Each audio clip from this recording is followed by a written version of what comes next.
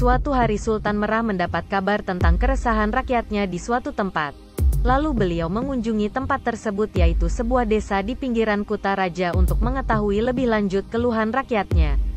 "Tuanku, banyak ternak kami hilang saat berada di Bukit Lemyong," keluh seorang peternak. "Terkadang bukit itu menyebabkan gempa bumi sehingga sering terjadi longsor dan membahayakan orang yang kebetulan lewat di bawahnya," tambah yang lainnya. "Sejak kapan kejadian itu?" tanya Sultan Merah. "Sudah lama, tuanku. Menjelang ayahanda tuanku mangkat," jelas yang lain. Maka berangkatlah Renggali menuju bukit itu. Dia menelusuri setiap jengkal dan sisi bukit tersebut, mulai dari pinggir laut di utara sampai ke sisi selatan. "Bukit yang aneh," bisik Renggali dalam hati. Kemudian dia mendaki bagian yang lebih tinggi dan berdiri di atasnya.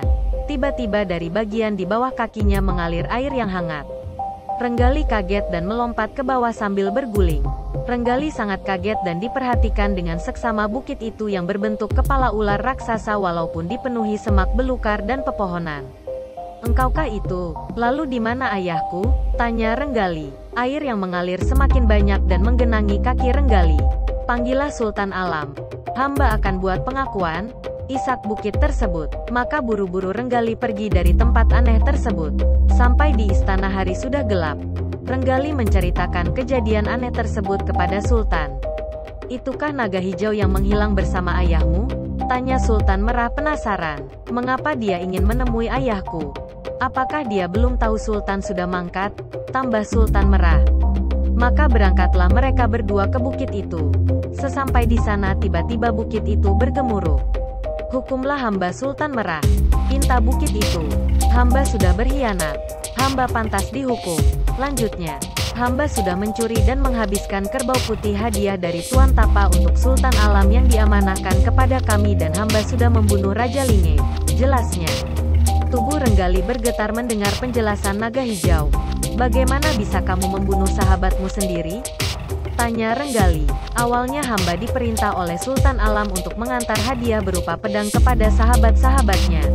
Semua sudah sampai hingga tinggal 2 bilah pedang untuk Raja Linge dan Tuan Tapa. Maka hamba mengunjungi Raja Linge terlebih dahulu.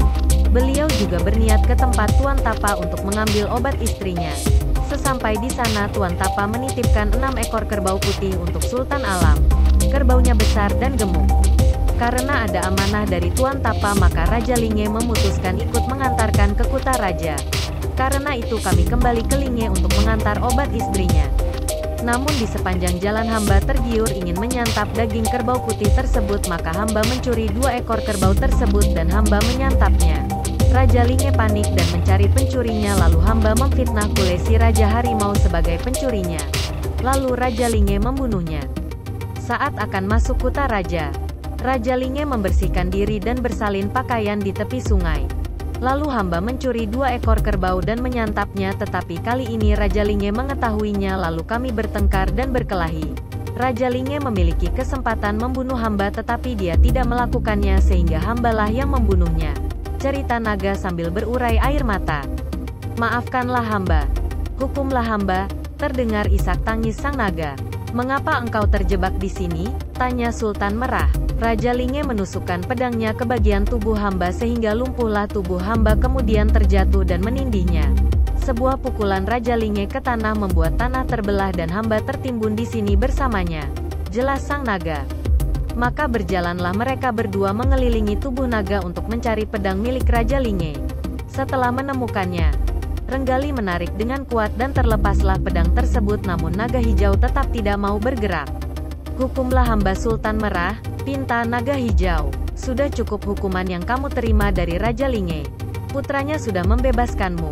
Pergilah ke negerimu," perintah Sultan Merah. Sambil menangis naga tersebut menggeser tubuhnya dan perlahan menuju laut. Maka terbentuklah sebuah alur atau sungai kecil akibat pergerakan naga tersebut. Maka di kemudian hari daerah di pinggiran Kuta Raja itu disebut Alue Naga. Di sana terdapat sebuah sungai kecil yang di sekitarnya dipenuhi rawa-rawa yang selalu tergenang dari air mata penyesalan seekor naga yang telah mengkhianati sahabatnya.